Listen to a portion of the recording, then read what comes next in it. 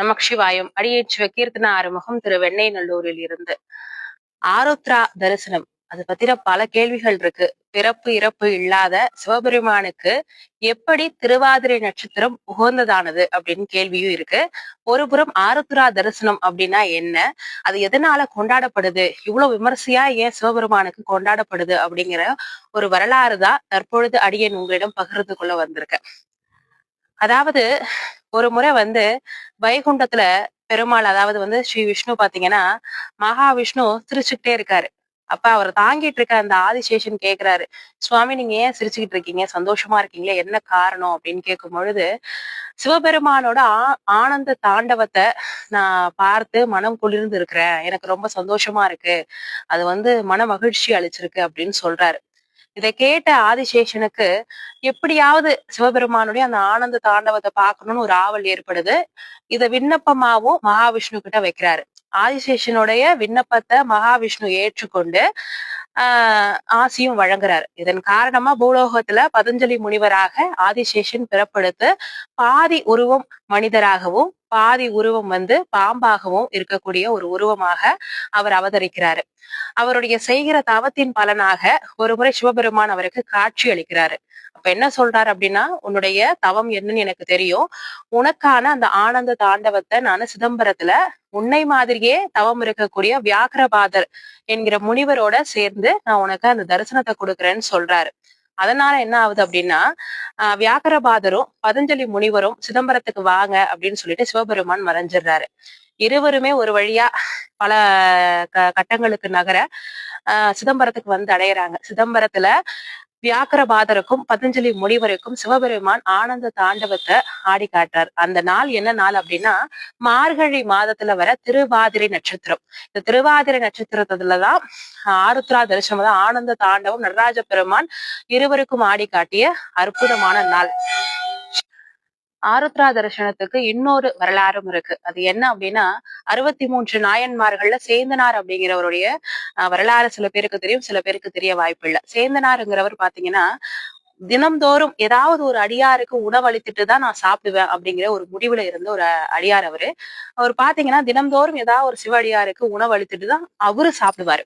அப்படி இருக்கக்கூடிய சேந்தனாருக்கு சிவபெருமான் ஒரு திருவிளையாடல் நிகழ்த்துறாரு. சுவாமி எப்பயுமே எப்படியும் என்ன பண்ணுவாரு, ஒருத்தருடைய உண்மையான பக்தியை வெளிக்கொண்டு வருவதற்காக அவங்களுடைய இதுல ஒரு திருவிளையாடல நிகழ்த்துவாரு.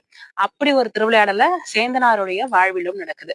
அது என்ன அப்படின்னா, சேந்தனாருக்கு பயிர்கள்லாம் வைக்கிறாரு. ஒரு நாள் மார்கழி மாதத்துல மழையானது மிகப்பெரிய மழையா பெய்ஞ்சிட்டு இருக்கு. இதனால நெற்பயிர் கிடைக்கல. இருக்கிற அரிசியை அரைச்சி அதுல களி கிண்டி வைக்கிறாரு. அன்னைக்குன்னு பார்த்து எந்த அடியார் பெருமக்களுமே அவர் கண்ணுக்கு புலப்படல. உடனே சிவபெருமான் ஒரு சிவனடியாராக அவருடைய வீட்டுக்கு போறாரு. வீட்டுக்கு போயிட்டு என்ன பண்றாரு அப்படின்னா, எனக்கு சாப்பிட உணவு கொடுங்கன்னு உடனே இது மாதிரி களிதான் இருக்கு சாப்பிடுறீங்களான்னு கேட்கும் பொழுது, எம்பெருமான் கொடுங்க அப்படின்னு சொல்லி சாப்பிடுறாரு. அந்த களியை உண்டு மீண்டும் என்ன கேட்கிறாரு அப்படின்னா, சிவபெருமான் சேந்தனார்கிட்ட எனக்கு இன்னும் கொஞ்சம் களி கொடுக்க முடியுமா, நான் வீட்டுக்கு எடுத்துட்டு போய் அப்புறமா சாப்பிடுவேன் அப்படின்ற மாதிரி கேட்கிறாரு. உடனே அவரும் கொடுத்து அனுப்பிட்டு பிறகு அவர் உணவு உண்றாரு. இந்த நிகழ்வு நடந்து முடிந்த உடனே சிதம்பரத்தை ஆண்டு கொண்டிருந்த மன்னனுக்கு கனவுல சிவபெருமான் தோன்றி இந்த நிகழ்வை சொல்றாரு. நான் நேத்து சேந்தனார் வீட்டுக்கு போனேன், சேந்தனார் வீட்டுல களி சாப்பிட்டேன்னு சொல்லிட்டு அவரு கனவுல மறைஞ்சிடுறாரு. அடுத்த நாள் காலம்பர தில்லையில இருக்கிற சிதம்பரம் நடராஜர் ஆலயத்துக்கு தில்லைவாழ் அந்தணர்கள் எல்லாரும் சுவாமியை திறக்கிறதுக்கு கோவில திறக்கிறாங்க. கருவறையில பாத்தீங்க அப்படின்னா களி எல்லாம் சிதறி இருக்கு. என்னடா இது அப்படின்னு சொன்ன உடனே மன்னன் கிட்ட இந்த தகவலை சொல்றாங்க.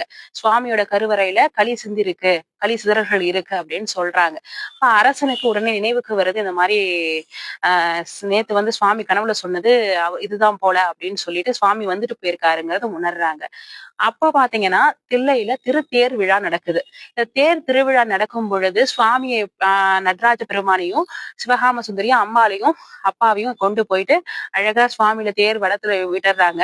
தேர் இழுக்கணும்னு முயற்சி பண்ணும் பொழுது தேரானது ஒரு சேர்ல சிக்கி மாட்டிக்குது. ஆனா யாராலையுமே அந்த தேரை இழுத்து இழுக்கவே முடியல. அந்த நிலையில சுவாமி அசரீரியா ஒலிக்கிறாரு. சேந்தனார் வந்து இது பண்ணா பல்லாண்டு பாடினா நான் வந்து இது பண்ணுவேன்னு சேந்தனார் கேட்கிறாரு, எப்படி நான் பாடுறது அப்படின்னும் பொழுது எல்லாருக்குமே அப்பதான் நினைவு வருது இவரு சேந்தனார் அப்படின்னு தெரிஞ்சு எல்லாருமே அரசன்ல இருந்து எல்லாருமே அவருடைய திருவடியை வணங்கி மகிழ்கிறாங்க. இப்ப சேந்தனார் சொல்றாரு, அரசன் ஆண்டு கொண்டிருக்கிற அரசனாகிய நீங்க கூட என் காலில் விழணும் அவசியம் இல்லை அப்படின்ற மாதிரி ரொம்ப அவர் வந்து கஷ்டப்படுறாரு. இந்த நிலையில தான் பாத்தீங்கன்னா சுவாமிக்கு பல்லாண்டு பாட சொல்லி அசரீரி வருது. சேந்தனார் கேக்குறாரு, சுவாமி எனக்கு எதுவுமே தெரியாதே, நான் எப்படி பல்லாண்டு பாடுறது அப்படின்னு சொல்லி கேக்குறாரு. அதனால மண்ணுலக தில்லை நீ பாடு, நான் உன் கூட இருக்கிறேன்னு சொல்லிட்டு மண்ணுலக தில்லை என்று ஆரம்பித்து பல்லாண்டு என்று முடியும் பதிகத்தை சேந்தனார் அங்கதான் பாடுறாரு. இந்த நாள் பாத்தீங்கன்னா மார்கழி திருவாதிரை நட்சத்திரத்துல தான் நடந்துச்சு. அதனாலதான் திருவாதிரை நட்சத்திரத்தை அன்று நம்ம ஆருத்ரா தரிசனத்தை சிதம்பரத்துல விமர்சையா பாக்குறோம். கண்டிப்பா அனைவருமே சிதம்பரம் வந்து ஆருத்ரா தரிசனத்தை தரிசிச்சுட்டு போகணும்னு சொல்லி அன்போடு வேண்டி கேட்டுக்கொள்கிறோம். நன்றி.